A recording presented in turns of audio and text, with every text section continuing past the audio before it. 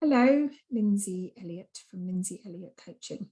And I'm going to talk today about how self-evaluation or the constant need for self-improvement, what if that's the source of our unhappiness? So over the course of my life and my journey through life, I had a very long period of time of being what I would describe as a bit of a self-help addict. So I spent a lot of my time looking for different books, invariably that I didn't read, attending lots of courses that invariably I didn't finish, and just constantly looking for how can I improve myself? How can I make myself better? Now, this came from a really innocent place of wanting to be a good person, of believing that there was something that needed to be fixed about myself, which I no longer believe, and just wanting to be the best that I can be. But what I came to see, which was super fascinating to me when I discovered the understanding that I share in my coaching now and in all of my work now, is that when I came to see that the source of my unhappiness was all of the self-evaluation and the pushing myself to be better, it kind of blew my mind. So what I want to explore is that when I'm talking about self-evaluation and self-improvement, I'm not talking about the type of self-evaluation where we might get a bit reflective, we might consider, like in a calm place, in a settled place, maybe in quite an open place, might come, okay, how might I do that differently? How might I respond differently to that in a kind of, not from a place of something needing to be fixed or changed, that there's a broken me in here that needs to be improved, but just from a more reflective space. How might that be done better? How might I improve that? I'm not talking about that. And when I say that, when I'm talking about all of the kind of like the self-evaluation and me that kind of goes on in our minds, I'm also not talking about putting ourselves last either and only thinking about other people and never thinking about ourselves, okay? Because we don't want any of that crap in our lives either, because we are all equally as important as each other. All the people that you love in your life are as important as you are. And that doesn't mean that what I'm pointing to in this video is that you should put yourself last. No, not saying that. What I'm saying is that all of the beliefs and the thinking and the experience of evaluating yourself and trying to fix and improve yourself is the source of your unhappiness. And that's the bit that we want to look at.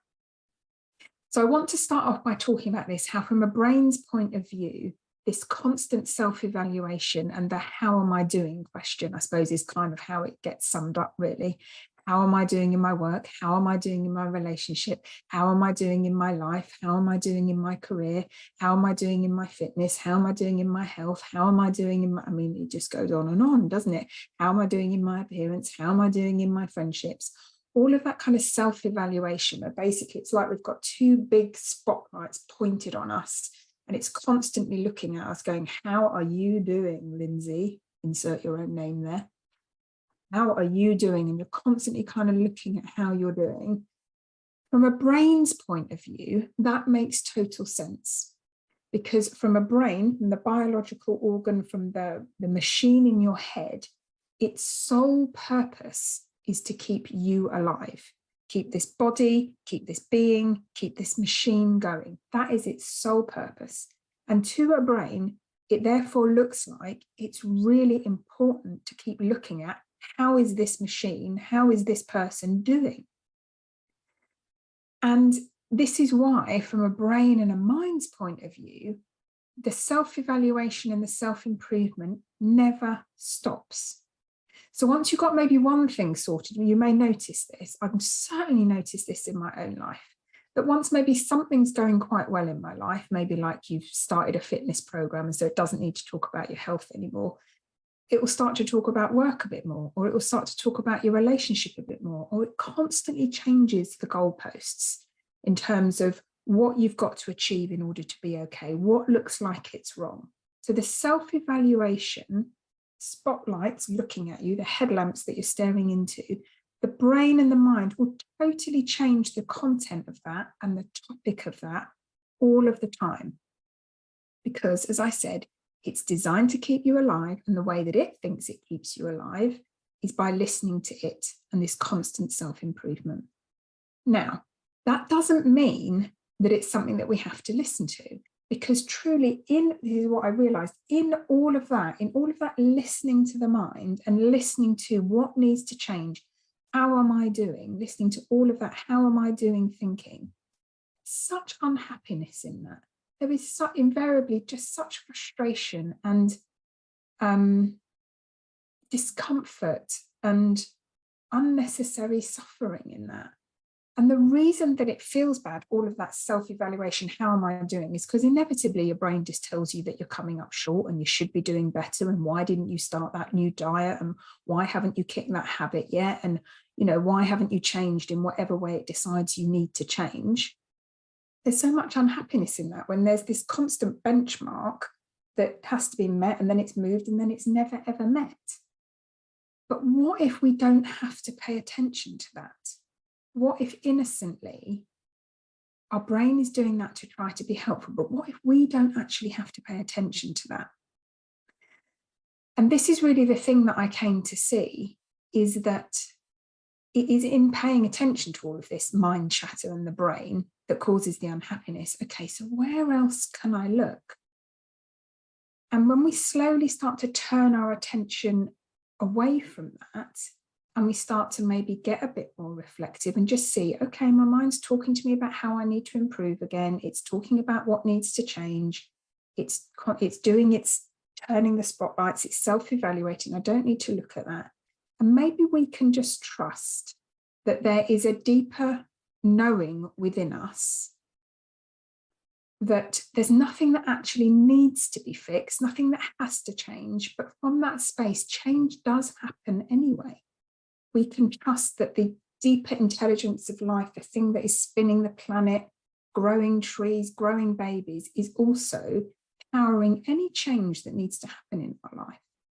So what I mean by that is, I see it as like I spent like nearly 20 years probably in my mind analysing, intellectualising what needs to change, and my life did change. Some things in my life did change. But also what I've noticed, as I've stepped off of that hamster wheel, my life still changes. I still find myself doing things differently. I still find myself learning new things. So it's not about just staying still and staying stagnant. It's just that we can trust that the process of what maybe would be beneficial to change is going to happen anyway.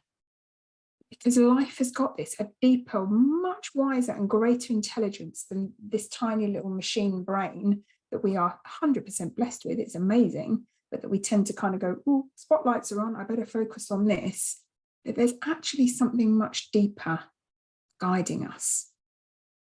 And that when we can just allow that to happen, and we can trust that what needs to change will change, then we can just kind of let go of all of that.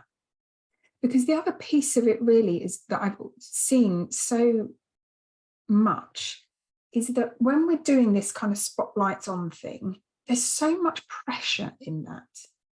And I know that there's a bit of thinking out there that says that, we need pressure in order to change, that kind of like metaphor of like the diamond that needs to be pressed in order to, I don't know what quite the metaphor is, but I probably should put that up before I started talking about it. But there's some kind of metaphor out there that, that we need to be squashed in order to change. Now, I think that probably sometimes, yes, challenges absolutely do help us to change.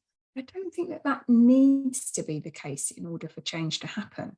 Certainly what I have found in my own life is that the more that the pressure is off, so when I haven't got the spotlights turned on Lindsay and how she's doing, and I'm just allowing myself to be, that change just naturally happens. And when that pressure is off, change happens in a much easier, more fluid, more simple way. When I trust that whatever change needs to happen, what needs to be done is going to happen. So I'll give you a small example to hopefully illustrate this. So for many years, I had this thing where I was like, I've got to do yoga every day. I've got to do yoga more regularly. I've got to do, because I need to be flexible. I need to be, it came from that place of like, so you can insert your own example here. It came from that, I need to be better in some way. For some reason, being more flexible meant being better in my mind. You know, I need to look after my health. I need to do yoga every day. And from that place, there was all this pressure and, you know, I've got to do it. I haven't done it. And why am I not sticking to it? And I said I was going to do this and blah, blah, blah, blah. And then I just realized, actually, I don't need to listen to that. I don't need to pay attention to that. And how about if I just do it when it occurs to me to do it? And that's what's happened. So now, when all of the pressure of I've got to do yoga in order to improve was taken away, I just found myself doing it more frequently. No pressure, no turning the spotlights on Lindsay, no, she's got to improve. I just started to do it because, one, I felt like doing it, and two, I enjoyed it. Without the pressure, the enjoyment was so much better.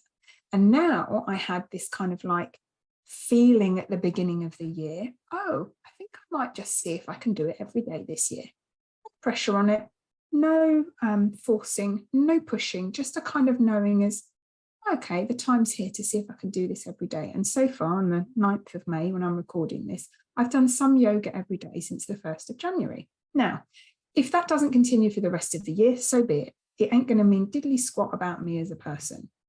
If you don't know what diddly squat means, if you're not British, you might not know that. It means nothing. It doesn't mean anything about me if next week I miss a day.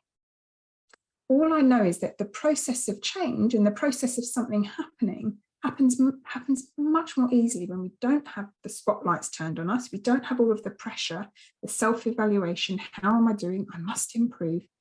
Change just happens naturally from that place.